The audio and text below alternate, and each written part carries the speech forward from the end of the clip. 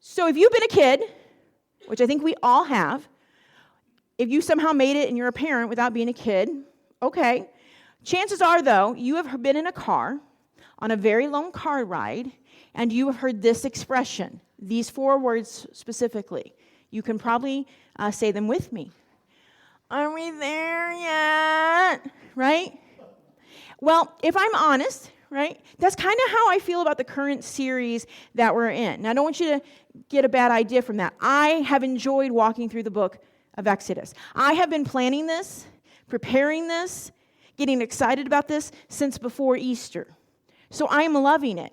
At the same time, though, it has taken us 6 weeks to walk with the Hebrew people as they moved from being slaves in Egypt, walked across and rescued through the Red Sea, and are now free, walking through the wilderness toward the Promised Land. But believe it or not, that actually puts us moving a little faster than they actually did. We're in Exodus chapter 19, so if you want to open your Bibles, open your app or your actual physical Bibles, we have Bibles around you. We also will put it on the screen. We find that in Exodus chapter 19, the writer tells us that exactly 2 months after the Israelites left Egypt, they arrived in the wilderness of Sinai. And after breaking camp at Rephidim, they came to the wilderness of Sinai and they set up camp there at the base of Mount Sinai. So actually, we're right on track. It took them 2 months. We're a little bit ahead of them. And before we dive into some really key things I want us to understand this morning, I think I want to point out a couple key things. There's some things I want you to remember. They want you to remember that the goal is the promised land. It is not the wilderness, and it is not Mount Sinai.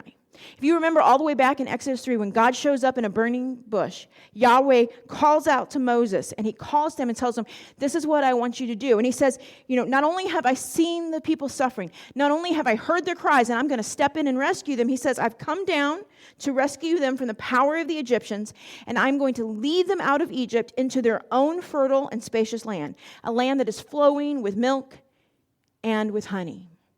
And so what God is doing, right, he's freeing the people, leading them through the wilderness to the promised land so that they are going to be able to live as free people. What God has for them in the promised land is the whole point of why he has set them free. So this is where they're headed. And we also need to remember then, though, that when it was time to get going, God decided that he was going to take them through the wilderness. If you'll remember in Exodus 13, it says that when Pharaoh finally let the people go, God did not lead them along the main road that runs through the Philistine territory, even though that was the shortest route to the promised land. God said, if my people are faced with a battle, they might change their minds. They might return to Egypt. And so God led them in a roundabout way through the wilderness toward the Red Sea. And thus the Israelites left Egypt ready for battle. Now, why do I want you to remember that the promised land is the goal? Why do I want you to keep in mind that God has already taken them on a roundabout way to get there? Well, because we're camping at Mount Sinai. Mount Sinai is where the Hebrews, right, they're going to be given the law. The things that we think of like the 10 Commandments, which is only part of the instructions that they have been given. At Mount Sinai, they're going to receive instructions on how do I build a tabernacle. And they're going to spend time building that tabernacle. It's here that God is going to give them laws about how they're going to relate to him. Laws about how they're supposed to relate to one another. How do I deal with people that aren't part of my community? They're going to get some really specific details of what it looks like to be the people of God and why they have been called to be God's people here on earth. And they're going to camp here. And it's not just for a few days. They aren't going to camp here for a few weeks. They're not even going to camp here for a couple months. They are going to camp here for over 11 months.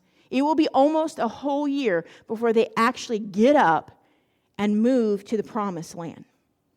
And so everything that happens from Exodus 19 to Exodus 40 happens over the next year at Mount Sinai. And I can't help but wondering, like, if I were one of those Hebrew people, I've arrived at Mount Sinai and I'm camping here. How many times over the next 11 months did one of them say, Are we there yet? When are we going to get there? And this reminds me of this very consistent theme that keeps coming up every week as we walk through Exodus. Almost 2 months that we've been walking through. It's this theme of waiting. And more specifically, it's God's willingness to wait. And that is really key to me because it's becoming more and more clear that God is not in a hurry. God is not rushed. And as I thought about this week, I thought, man, if God is not rushed, then I don't have to be either. If God, who is taking the Hebrew people to a very specific place, with a very specific vision in mind, with a very specific purpose for them, that relates all the way back to the promise that he gave Abraham hundreds of years ago, that they are going to be a blessing to all nations. And if he is still, with that vision in mind, leading his people on roundabouts, letting them camp for almost a year, and doesn't seem in any hurry to get there sooner, then perhaps it is really good and wise for me to wait, not just on God, but to wait with God. To trust that the one who has led me this far is going to continue to lead me to whatever is next, and he will lead me while I wait. But it's that trust thing that's really important. For whatever we're going to discuss here next, the trust piece is so, so important. Because they are about to be given the law, right? It's going to be over 600 laws that they're going to have to live by. And it will cover everything from how to practice Sabbath, how to treat your neighbor's donkey if it wanders off, how do you treat the foreigner who lives in your midst, to very specific hygiene and dietary rules.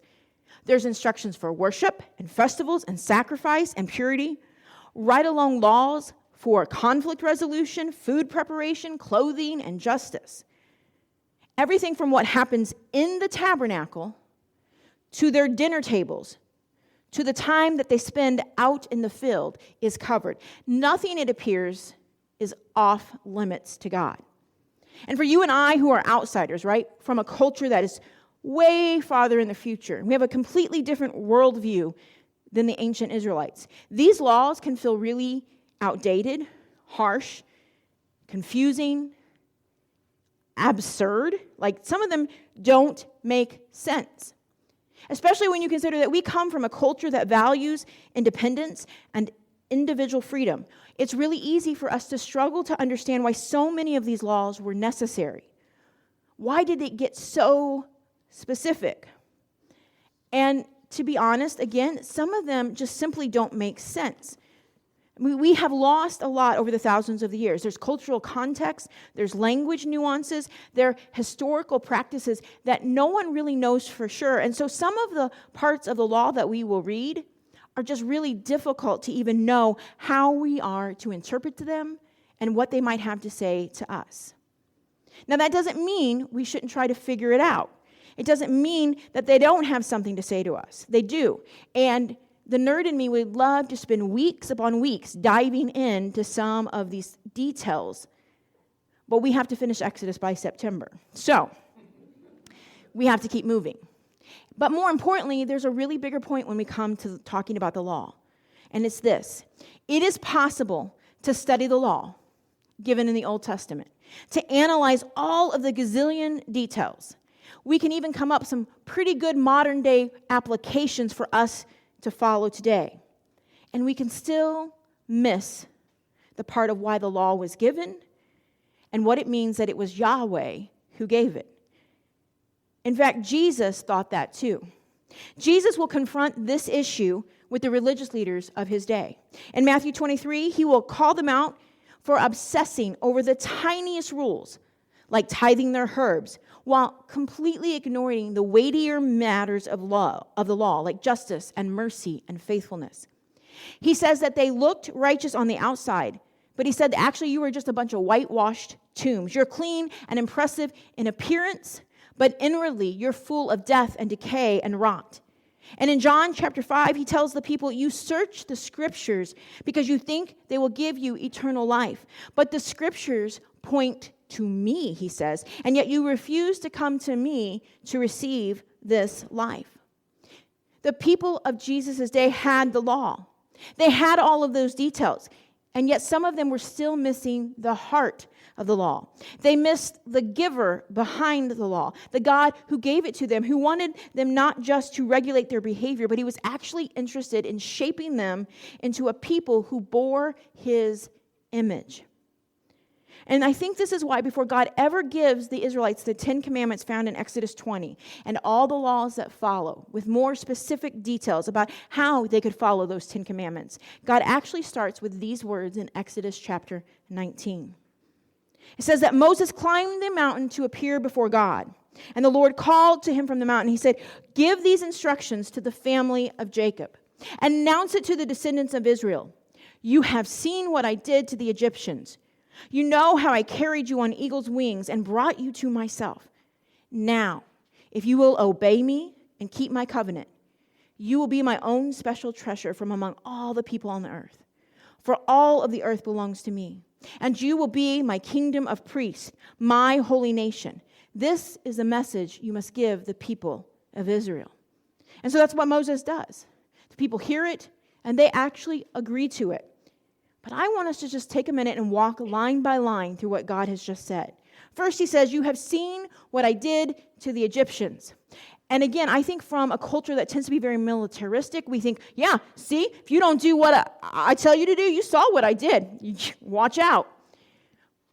But I don't think that's what he's saying, especially when you go to the next part, that I carried you. I think first he's saying, look at what I did. What have I done? I have triumphed over Egypt. That which has held you, my people, in bondage for hundreds of years, I have triumphed over them, all so that you can be free.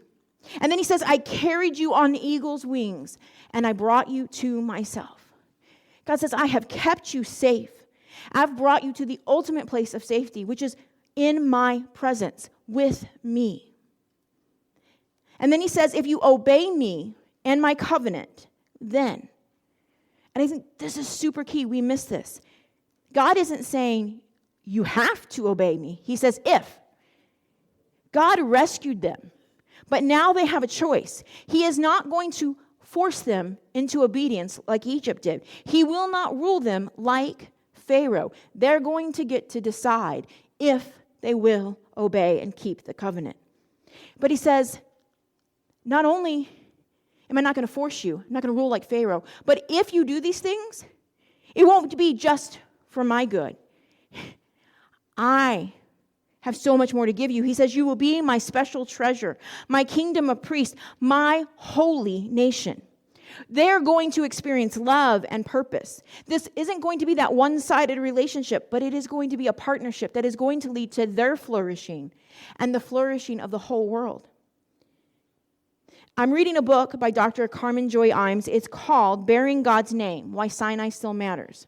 And she writes this when she talks about this message in Exodus chapter 19. And she says, it's as if God is giving them a new trajectory. This is the groundwork for everything else that he will tell them that they have to do. As slaves, they were in bondage. As slaves, those that were over them did not care about them, did not care for them. As slaves, they did not have a choice about their obedience. As slaves, they were not special or treasured or seen as sacred or having a holy purpose. They were simply commodities, tools, things to be used to meet the needs and the wants of others, and then to be disposed of or controlled as those people saw fit. No autonomy, no agency. And now, in God's freedom, in God's economy, all of that is changing. And that change in position and perspective, going from slave to chosen, from obligation to choice, from used to purposeful, makes all the difference for the Israelites and for how we should understand the 10 Commandments and everything that is contained in the law that is given to Moses at Mount Sinai. And I want to try to give us this big vision of this, and there's a couple things I want us to do to really understand this change in their position and perspective. And the first is I want to give you some historical background, and then I want to talk about a definition of a word. And so I'm first just going to read a longer section from the book I've been reading because it captures that historical background really, really well. In the section I'm going to give you, this writer points out that the Israelites saw the law, right? So there were 248 positive commands, 365 negative commands. They saw all of those commands as a gift, as a treasure, as something that they were to delight in, that it could bring them great joy. But why? Why would people of Israel consider these rules a treasure? What's the big deal? And then to understand their enthusiasm, we're going to have to walk a mile in their sandals. The Israelites lived in a time when people were desperate to know what the gods were saying.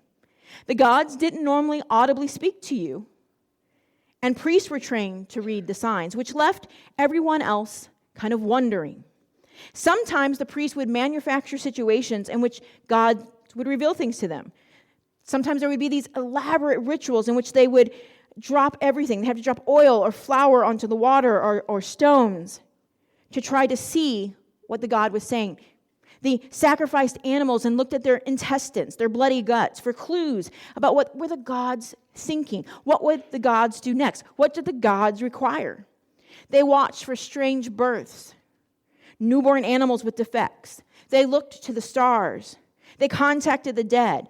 They needed to know any way they could, how could we forecast the future? How could we know what the God is going to want or expect? But an answer was never guaranteed. Sometimes you simply could not figure out what the gods wanted. And there's this ancient prayer written in Akkadian, the language of Assyria and Babylon. And it goes back to the same time as Exodus. And it is entitled The Prayer to Any God. And it is characteristic of the literature that you would find at this time. And it's just interesting. I'm just going to read the prayer. It says, "May my Lord's angry heart be reconciled.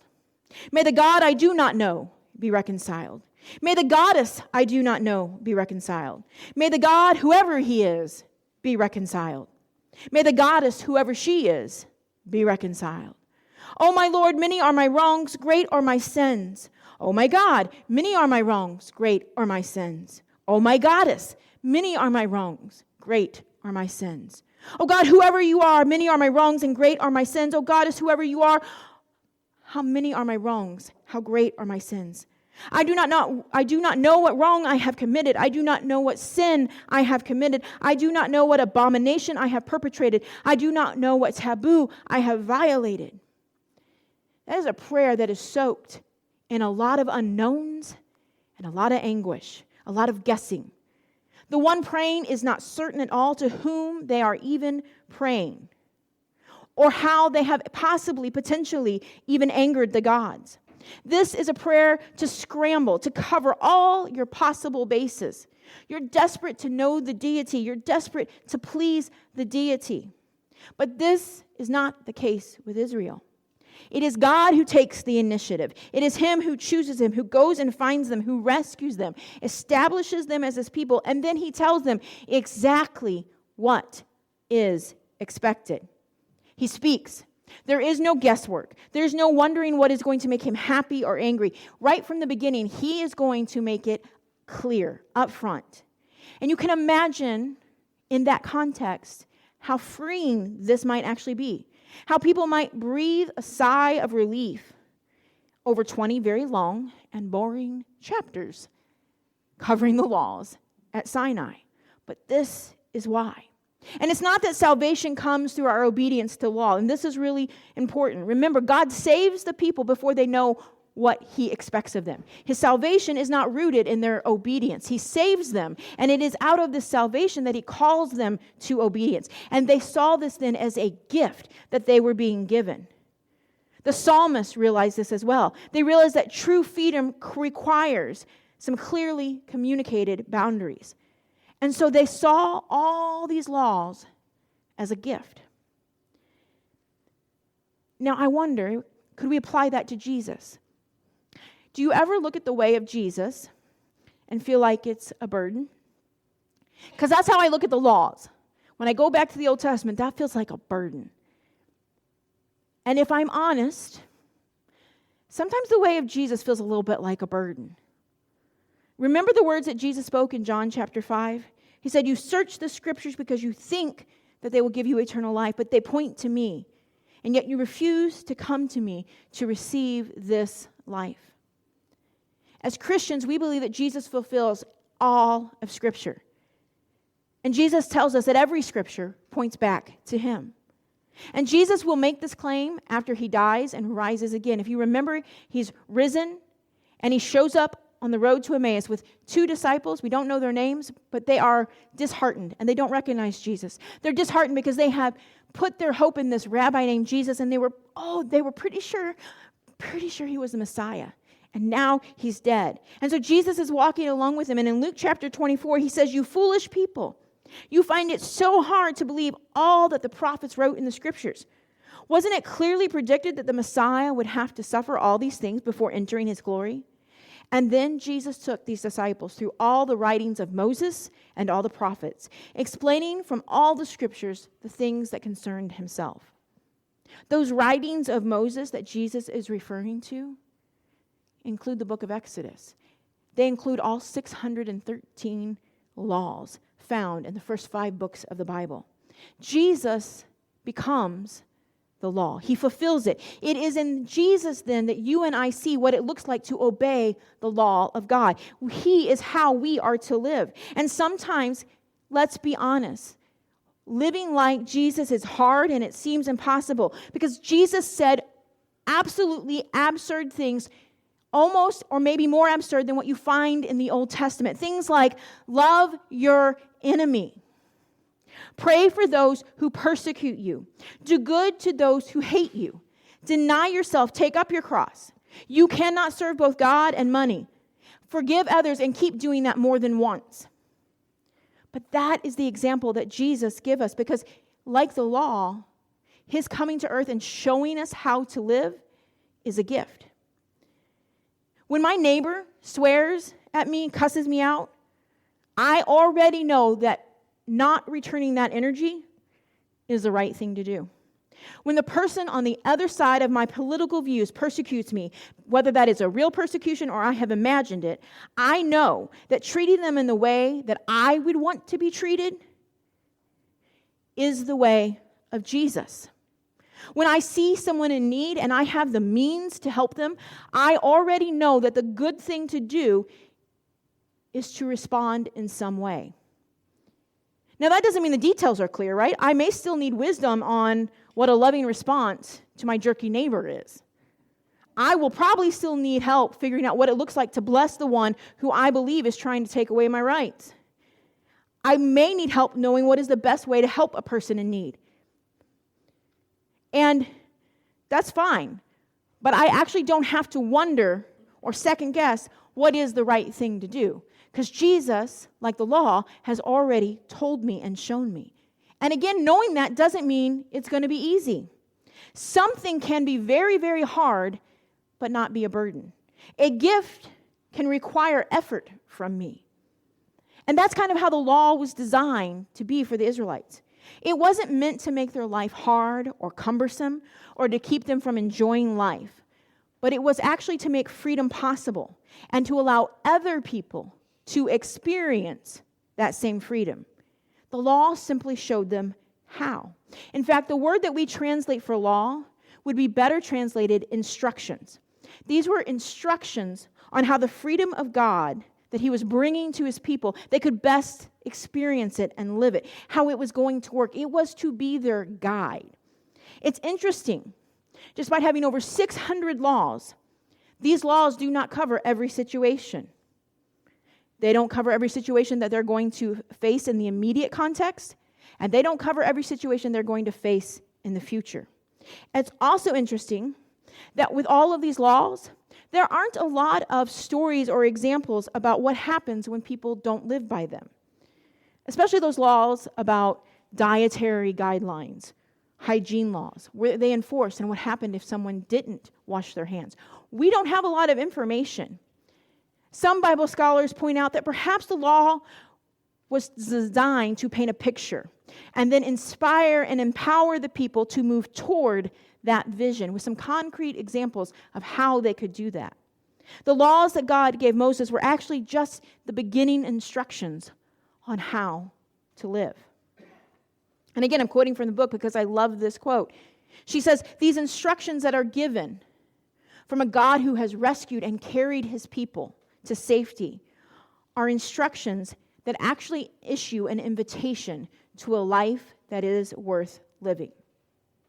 And if Jesus is pointing to if all scriptures point to Jesus, then Jesus' way of living and his way of loving are an invitation to us too. An invitation to a life that is worth living. But this isn't an invitation to a life that is worth living. The way of Jesus that is exemplified by him and the law, it isn't about individual morality. It isn't simply about you being a good person. It isn't simply about you doing the right thing.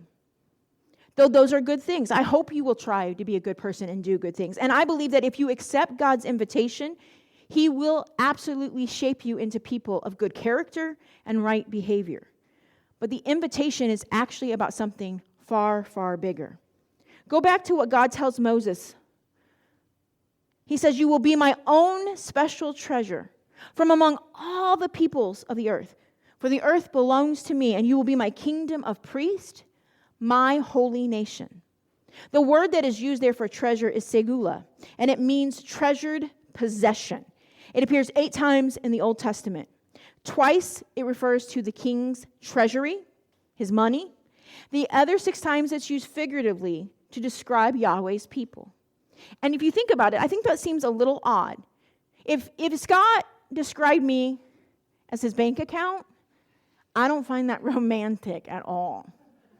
And actually, I'd probably be a little offended. But that's what God is saying. So there are some clues we can get from other cultures and languages of that time. Other cultures and languages of the time used very similar word. And that word, when they used it, not only referred to a treasury, but it also referred to a special status in relationship to the king. It was a covenant partner who was especially treasured or entrusted with greater responsibility. That king could send that treasured possession out to represent him to another kingdom. In the Aramaic translations of the Old Testament, this same word gets translated as beloved. It's as if God, before he's ever going to give them a single rule to follow, says, you've been selected, you have been saved, you've been set apart from all the other nations to be my treasured people. And as my treasured people, I am entrusting you with a greater responsibility. And that greater responsibility is simply to bear God's image in the world. And how do you know that, Jessica? Because that's what priests do. Priests represent the people to God, and they represent God to the people.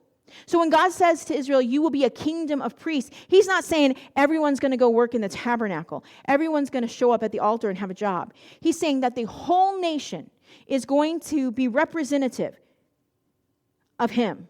And just as people in Israel had priests that would help connect them to God, Israel as a whole group was going to help connect other nations to God. They were going to live collectively in such a way that others would see and know who Yahweh is. They were going to become a people individually and corporately that reflected God's character and his heart to the world. They're going to live in such a way that the people around them were going to see what God looked like. And that same responsibility, that call to bear God's image to all of the nations, has been given to you and I. If we move to the New Testament, we find Peter, the disciple of Jesus, talking about this when he writes a letter to the Gentile Christians who lived in what we would now call today Turkey. He says, you are not like that. He's just talked about people who reject Christ because Christ wasn't what they expected and don't obey God's words. He says, you're not like that. You are a chosen people. You're a royal priest, a holy nation, God's very own possession. And as a result, you can show others the goodness of God, for he has called you out of darkness into his wonderful light. Peter is taking this Old Testament story and he's riffing off of it. He is making direct connections to the words of God, to the people of Israel when they found themselves at Mount Sinai. Peter is saying this to a bunch of non-Jewish people, a bunch of Gentiles, people like you and me, who technically originally didn't belong. And he's making it clear, you've placed your trust in Jesus, you're following the way of Christ, then you are part of what God is doing. What he started at Mount Sinai, when he created a people who will enter into a relationship with him, a relationship that is built on love and trust, a relationship that will involve partnership and work and faithfulness. And this partnership was called a covenant, and it was designed to bring goodness to the world and be a light to the nations. Just as Israel existed by God for the nations so that all may know God and experience his freedom, you and I are saved by the grace of Jesus Christ. We exist in this freedom because of Jesus Christ. We have been rescued from bondage to sin and death and destructive forces that were beyond our power. And now we get to go out and live like Jesus by God's grace. And we do that so that others will know what God looks like by pointing to Jesus. And then they can experience that same grace and rescue. And the world can flourish because we followed the example of Christ. And this has always been God's heart. He doesn't want to burden us. He wants to bless us. He's not trying to restrict us, but he's actually trying to release us into what true freedom looks like. And he wants to release us to live lives that are filled with purpose and reflection. And no, we don't follow the laws you're going to read over the next 2 weeks. But that doesn't change the calling. Just as the Israelites were actually being invited not so much to follow the law, but to follow the lawgiver, you and I are being called to follow Jesus, the one for whom all these laws point to, and he fulfills. And he's saying, follow me, and I'm going to form you into my treasured possession. So, as we've done every week this summer, let's consider a few questions for you to think on as we go back into worship and think on this week. What would it mean for you to truly believe that you are God's treasured possession, his segula? That's how he saw you, as treasured. And how might that change how you see yourself and how you live this week? Where in your daily life do you have the opportunity to reflect God's character, to live as a part of his kingdom of priest? And finally, what does it look like to receive God's instructions, not as a burden, but as a gift that will help you live with purpose and actually more freedom? Will you join me in prayer? Christ, we thank you that you came and you embodied and fulfilled the law. You showed us this is what it looks like to be human and partner with God. This is what it looks like to follow him, and that these laws had a purpose and a point. Lord, help us to follow you. And yeah, sometimes there's things I just don't want to do. Help me to see that your way will actually brings more freedom. And it doesn't just bring freedom for me, but if I will live the way you lived, just as you called the nation of Israel to follow your laws, it will absolutely be a blessing to other people. It will bring flourishing to other people. Whether they ever accept you, follow you, is irrelevant in some ways. That we want people to. You told us to go out. You want all people to know you. But you still say, go out, live in freedom so that others may experience the same thing. And perhaps in that experiencing, they'll find you. Help us to do that. And help us, Lord, as we leave here to see ourselves the way you see us. Like you saw the Israelites, a bunch of freed, but really just slaves who had no clue how to govern, how to provide. They had no clue. They just had the clothes on their back. And you looked at them and you were like, your treasured possession, your golds, your jewels, your rubies, your sapphires. And I can do something with that. Amazing. Help us to see ourselves the way you see us, because that's exactly how you see us. And we thank you for that kind of perspective and that kind of grace and love. Amen.